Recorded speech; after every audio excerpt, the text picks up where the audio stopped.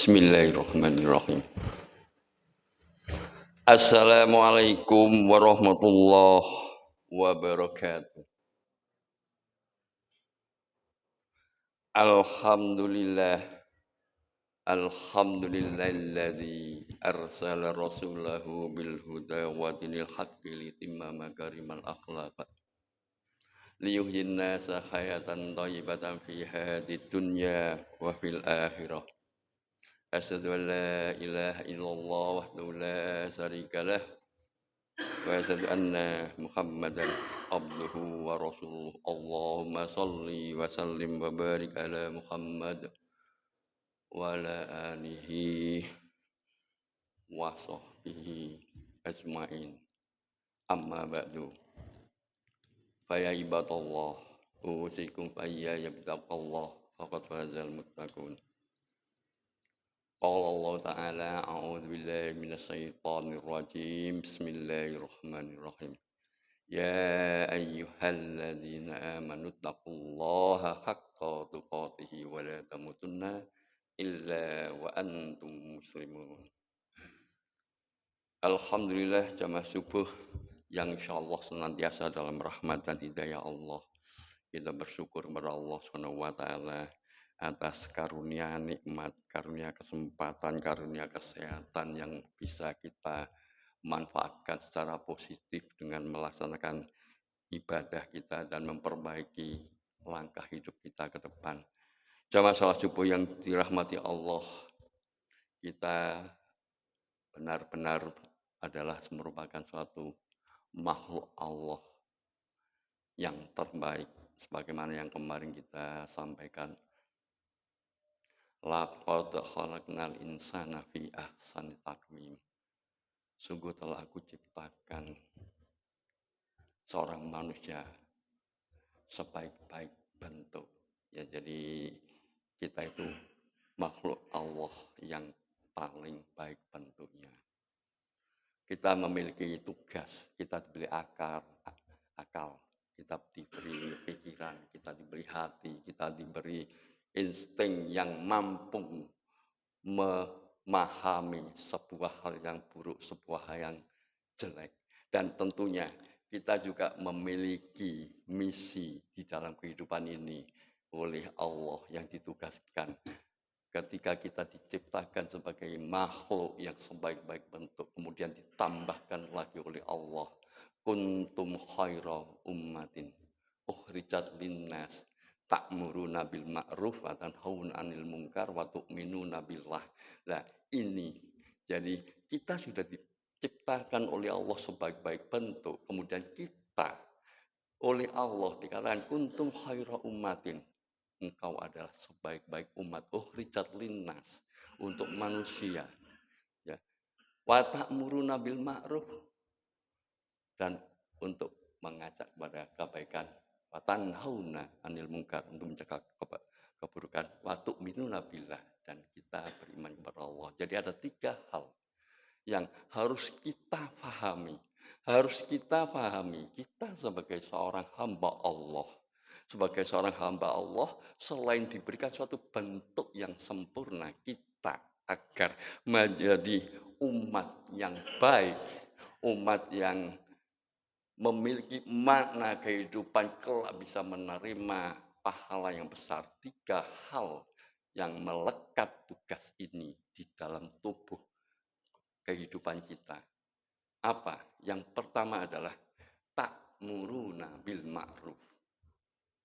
Jadi kalau kita sebagai umat Islam terbiasa membiasakan hal-hal kecil yang kurang baik, kita tidak mau mengajak kepada ke arah kebaikan, maka kita belumlah sempurna iman kita, sehingga kita masih belum berfungsi sebagai insan yang diciptakan oleh Allah sebaik-baik untuk umat, untuk mengajak kebaikan.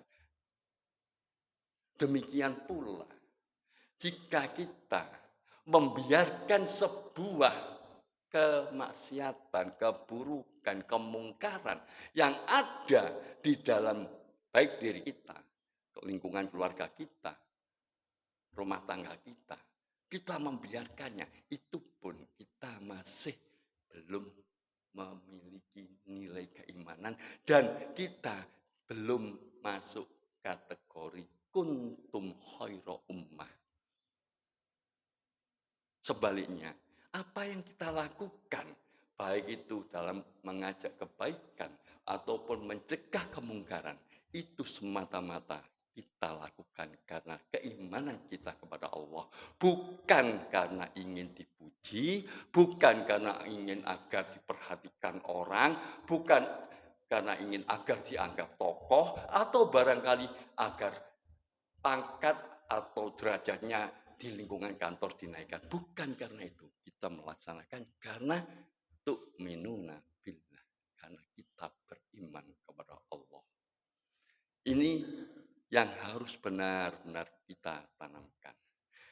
Jadi kuntum khaira ummah, sebaik-baik umat ini akan melekat kepada diri seorang muslim ketika mampu dalam hidupnya, dalam kesehariannya, 3 hal ini melekat dalam dirinya. Jadi amar ma'ruf nahi mungkar, wa tu'minuna billah. Namun jika ketiga hal ini lepas dalam kehidupan kesehariannya, maka apa yang terjadi adalah sebuah kehinaan yang ada dalam diri manusia. Barangkali tidak disadari dan tidak merasa dengan prinsip itu urusan orang lain, yang penting aku nggak apa-apa. Sudah tertanam dalam dirinya sehingga tingkat kepeduliannya hilang sama sekali menjadi orang yang acuh tak acuh. Maka ingatlah di dalam Quran surat At-Tin ayat selanjutnya, setelah laqad khalaqnal insana fi ahsani taqwim, ayat selanjutnya pada ayat 6, summa radatnahu asfala safilin. Kemudian aku kembalikan kepada tempat yang paling rendah, paling hina. Mana itu? Neraka. Ulama mengatakan asfala safilin, jadi itu adalah neraka, tempat yang paling hina. Ada juga ulama sebagian mengatakan dikembalikan kepada usia tua, bangka, tidak berguna, menjadi buruk, tidak bermanfaat, akhirnya masuk neraka. Nah, ini oleh karena itu di sini perlunya sesama umat muslim saling mengingatkan. Jadi saling satu sama lain saling mengingatkan, karena Allah juga sudah memberitahukan melalui Al-Quran bahwa kita saling mengingatkan itu benar-benar diharapkan karena memiliki nilai manfaat untuk orang sesama muslim. Fadzakir fa inna dzikra tanfa'ul mu'minin. Berilah peringatan, sesungguhnya peringatan itu sangat bermanfaat bagi orang muslim. Nah, dalam kaitan ini saya kesempatan dalam beberapa saat ini atau beberapa menit ini akan pula menyampaikan, pertama juga untuk diri saya, kedua juga mari kita bersama-sama melangkah untuk kehidupan yang lebih baik. Apa kira-kira yang membuat seseorang tidak menjadi kuntum khaira ummatin, tidak menjadi umat yang baik? Orang tidak akan termasuk golongan kuntum khaira ummatin ketika di dalam dirinya salah satunya adalah hubbud dunia, cinta dunia. Boleh kita mencari harta kekayaan untuk kepentingan kehidupan dan amal ibadah kita supaya lebih baik tapi caranya dengan cara yang benar. Tetapi kalau sudah dikatakan hubbud dunia, cinta dunia, rasa kecintaan yang berlebihan ini, banyak rambu-rambu yang diterap. Mungkin ada kesempatan mencuri, merampok, atau dalam bahasa halusnya korupsi dan sebagainya. Tetapi kalau di dalam hati kita menempatkan harta itu berada di tangan, bukan di hati, di tangan. Harta. Sadar betul bahwa harta ini adalah karunia Allah yang harus dimanfaatkan, jangan sampai mencelakai kelak kehidupan kita di akhirat. Kita bisa membelanjakan harta ini sebagai wasilah kemudahan kelak di akhirat.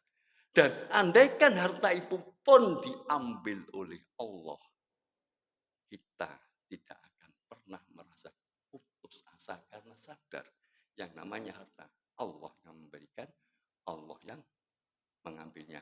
Walaupun kita bekerja keras, kalau Allah belum memberikan, tidak akan ada hasilnya.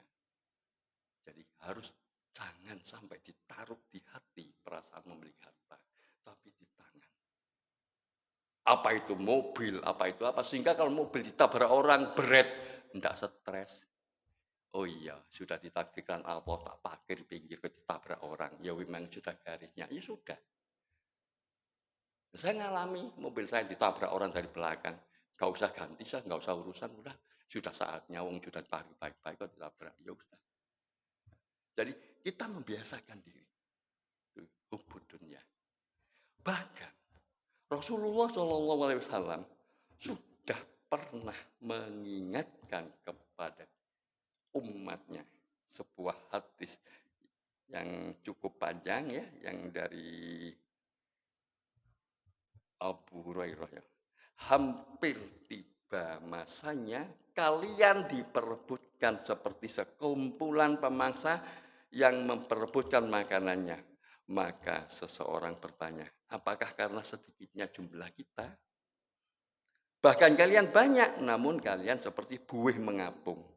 Dan Allah telah mencabut rasa gentar dari dada musuh kalian terhadap kalian. Dan Allah telah menanamkan dalam hati kalian penyakit al-wahan. Ya Rasulullah, apakah al-wahan itu? Nabi SAW bersabda, cinta dunia dan takut akan kematian. Jadi kalau kita memiliki harta, mencintai harta dengan sangat berlebihan, waspadalah. Di sana kita sudah membuat pintu jalan kesesatan.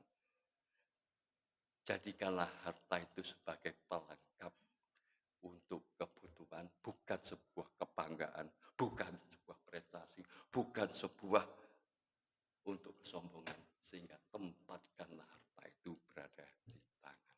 Agar kita tidak akan merasakan sebuah kehilangan jika harta itu diambil lagi oleh Allah. Ada seorang sahabat yang bernama Jundub bin Abdullah. Beliau mengatakan, hubud dunya roksi kulla khoti'ah. Hubud dunya roksu kulli khoti'ah. Cinta dunia adalah sumber dari segala kesalahan atau keburukan. Jadi jamaah salat subuh yang dirahmati Allah. Mari kita dalam keseharian, dalam keseharian kita, dalam sebuah keakraban kita, di dalam sebuah jamaah, adanya saling asah, saling asuh, saling asih, saling memperhatikan. Ketika ada saudara kita dalam satu jamaah, ada hal-hal yang kurang berkenan, kita saling mengingatkan agar perjalanan kita di dalam menapaki kehidupan menuju akhirat sana senantiasa di dalam ridho Allah. Dan mari sebelum kita tutup, ingat, khaira ummah akan melekat di dalam diri umat muslim semua ketika hati ini tumbuh sadar akan tugas utama, yakni wa ta'muruna bil ma'ruf wa tanhauna 'anil munkar wa tu'minuna billah. Ini yang harus kita tanamkan di dalam diri kita. Demikian yang bisa kami sampaikan, semoga bermanfaat. Subhanakallahumma wa bihamdika asyhadu an la ilaha illa anta astaghfiruka wa atubu ilaik. Aqulu qouli hadza wa astaghfiru innahu huwal ghafurur rahim. Assalamualaikum warahmatullahi wabarakatuh.